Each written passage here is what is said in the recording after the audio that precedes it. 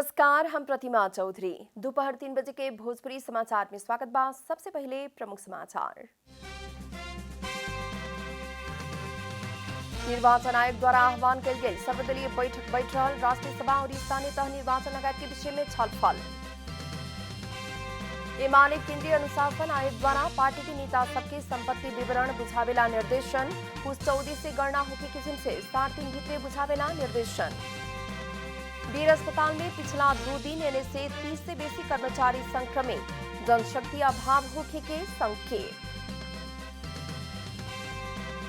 America में corona खोप के अनिवार्य करावे के राष्ट्रपति बाइडेन के प्रयास में धक्का, राष्ट्रपति से आपन क्षेत्राधिकार नांगल आरोप। और पीएम कप T20 राष्ट्रीय क्रिकेट प्रतियोगिता में पुलिस के तेसर का जीत दर्ता, कर्णाली प्रदेश 89 रन से पराजित।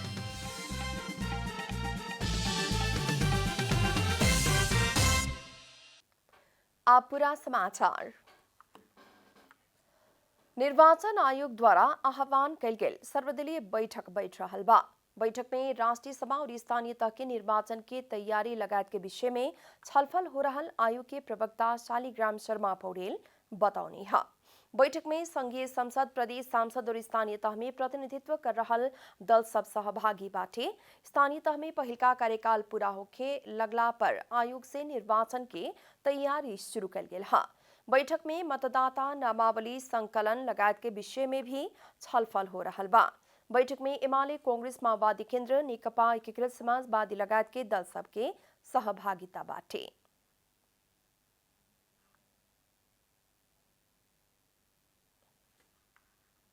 नेकपा एमाले के केंद्रीय अनुशासन आयोग द्वारा पार्टी के केंद्रीय कमेटी, निकाय, संघीय सांसद, प्रदेश सभा सदस्य, स्थानीय तह के प्रमुख, उप प्रमुख के आपन व्यक्तिगत संपत्ति विवरण भर के अनिवार्य रूप में बुझावे खातिर निर्देशन दिहल गेल बा।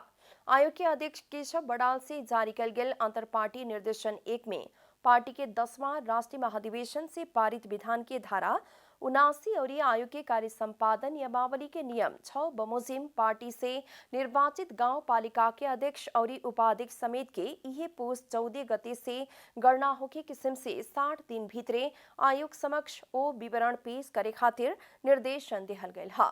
आयोग द्वारा पार्टी भीतर अनुशासन पालना खातिर आचार संहिता के मसौदा भी तैयार हो रहल बा।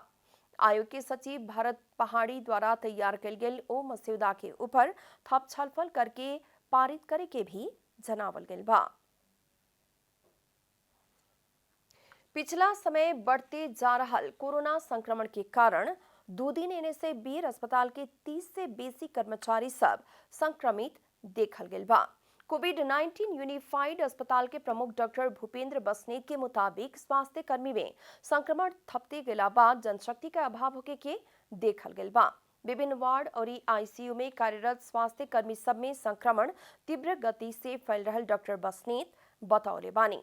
बीएफए के ही त्रिवी सेक्शन अस्पताल महाराजगंज में भी 60 जने से बेसी स्वास्थ्य कर्मी के संक्रमण देखल गेल रहे। चिकित्सक सबके मुताबिक अस्पताल में कोरोना संक्रमित के भरना होके के दर भी बढ़ गई बा। कालू रात मात्र 14 जने संक्रमित अस्पताल भरना भइल बाड़न सन। उहाँ के मुताबिक अस्पताल भरना भइल ज्यादातर संक्रमित सब दोनों डोज खोप लगावल भी मिलल बाटे। खोप के एंटीबॉडी घटते गई और नेपाल में प्रयोग भइल खोप के प्रभावकारिता कम भइला से फेरू संक्रमण देखा पड़ल विज्ञ सबके कहना बाटे। भोजपुरी समाचार में आप छोड़ विश्राम।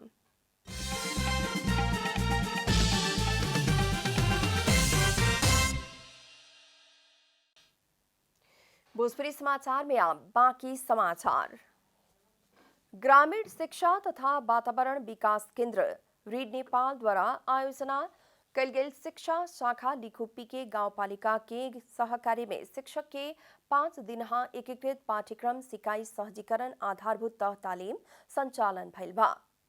लिखुप्पी के गांव पालिका के हिमगंगा मावी में संचालन भइल तालीम में गांव पालिका भीतर रहल 22 को विद्यालय के 46 सने शिक्षक शिक्षिका सब सहभागी भइल बा। गुणस्तरीय शिक्षा खातिर शिक्षक सबके शिक्षण विधि, पाठ्यक्रम लगायत के विषय में तालीम लेवे मिला बाद थप ज्ञान प्राप्त भइल शिक्षक सबके कहना बाटे। 5 दिन तक चलल तालीम में शिक्षण सिकाई क्रियाकलाप के कैसे एकीकृत ढंग से शिक्षण कर सकल जाला लगायत के बहुते क्रियाकलाप के बारे में शिक्षक शिक्षिका सबके सिखावल गइल बा। इससे पहले कोविड-19 के महामारी के कारण विद्यालय बंद भइल बेरिया भी रीड नेपाल सोलुखुम्बु में वैकल्पिक शिक्षण सिकाई अंतर्गत रेडियो से सिकाई के निरंतरता दिहल गइल रहे।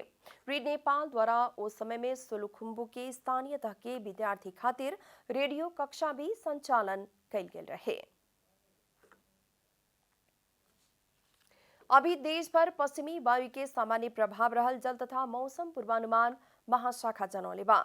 प्रदेश 2 तथा बाकी प्रदेश के पहाड़ी भूभाग में आंशिक बदली बा तब पश्चिम तथा मध्य तराई के कुछ जगह में कुहासा लागल बाटे।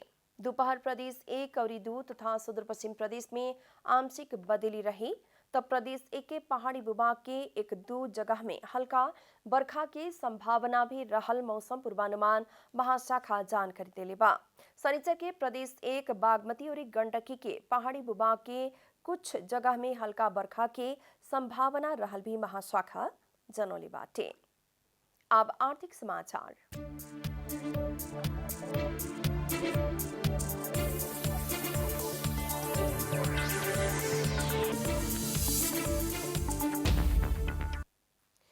नेपाल राष्ट्र बैंक आज से बाजार में 2 रुपया दर के नया सिक्का प्रचलन में लियावले बाटे। साबिक ही वृत्ताकार और सुनहरा रंग में टकमार के कल गेल 2 रुपया के सिक्का राष्ट्र बैंक आज से चलन चलती में लियावे लागल टकसार विभाग जारी कल गेल सूचना में उल्लेख बाटे।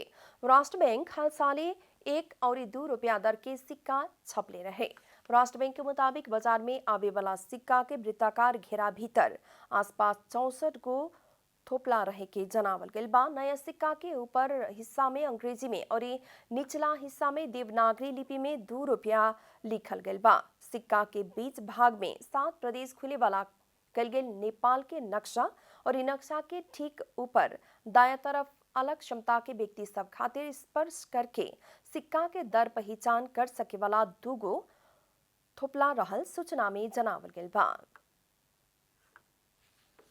सप्ताह के छठा दिन आज सुख के भी बाजार में सोना चांदी के भाव बढ़ल बाटे।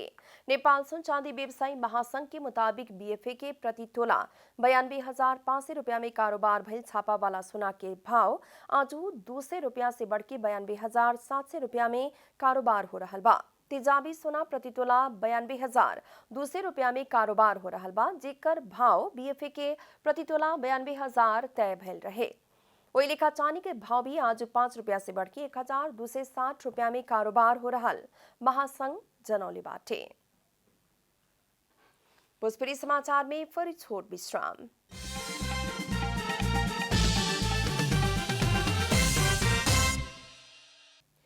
भोजपुरी समाचार में अब अंतर्राष्ट्रीय समाचार। अमेरिका में कोरोना खोप के अनिवार्य करावे वाला राष्ट्रपति जो बाइडेन के प्रयास में धक्का लागल बा। ओमिक्रॉन वेरिएंट से कोरोना महामारी बढ़त समय राष्ट्रपति के आदेश में जारी भइल कुछ स्वास्थ्य मापदंड के अदालत द्वारा खारिज कर देहल गइल बा। बड़का कंपनी के मजदूर सबके कोरोना खोप अनिवार्य करावे के, मास्क अनिवार्य लगावे पड़े के और हफ्ता के एक बार कोरोना परीक्षण करावे पड़े के नया नियम राष्ट्रपति बाइडेन से जारी कइल गेल रहे, लेकिन अमेरिका के सर्वोच्च अदालत ई आदेश के खारिज कर देले बा। राष्ट्रपति द्वारा आपन क्षेत्राधिकार से बाहर जाके आदेश दिहल ठहर करत अदालत वो आदेश के खारिज कर दिले बा। बल्कि अदालत द्वारा सरकारी लगाने में संचालित स्वास्थ्य कार्यालय सब में कोरोना विरुद्ध के खोप के अनिवार्य करे खातिर हो सके वाला सीमित आदेश दिहल गइल बा। अदालत के आदेश से अमेरिका में कोरोना नियंत्रण में कइल गेल निस्वार्थ प्रयास में बाधा पुगल राष्ट्रपति बाइडेन के प्रतिक्रिया बाटे। आप खेलकूद समाचार।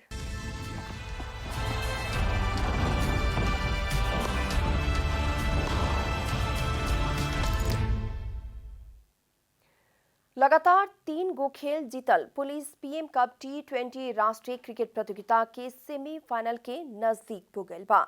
समूह ए अंतर्गत टीयू क्रिकेट मैदान में कर्णाली प्रदेश के ऊपर 89 रन के जीत दर्ता करत पुलिस प्रतियोगिता में तेसर का जीत दर्ता कैले बा। पुलिस इससे पहले सुदूर पश्चिम के 2 रन और त्रिभुवन आर्मी क्लब के 4 विकेट से हरौले रहे। इन्हें कर्णाली की ई 4 खेल में तीसर का हार है। 3 खेल में हार भोगल कर्णाली के सेमीफाइनल प्रवेश करे के संभावना समाप्त हो गई बा। इससे पहले कर्णाली आर्मी और सुदूर पश्चिम के विरुद्ध पराजय भोगले रहे, तब प्रदेश नंबर 1 के ऊपर जीत हासिल कैले रहे।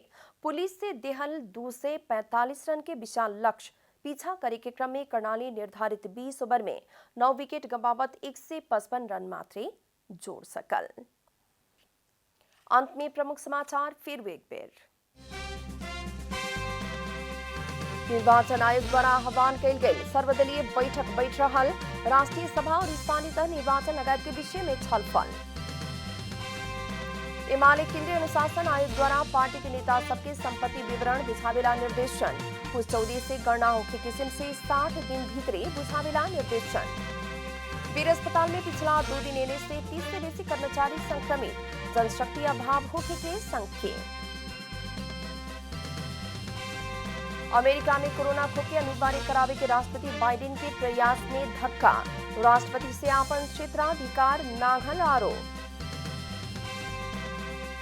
और पीएम कप T20 राष्ट्रीय क्रिकेट प्रतियोगिता में पुलिस के तीसर का जीत दफा, कर्णाली प्रदेश 89 रन से पराजित।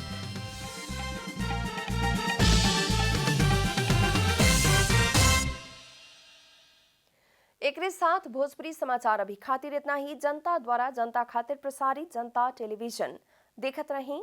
नमस्कार।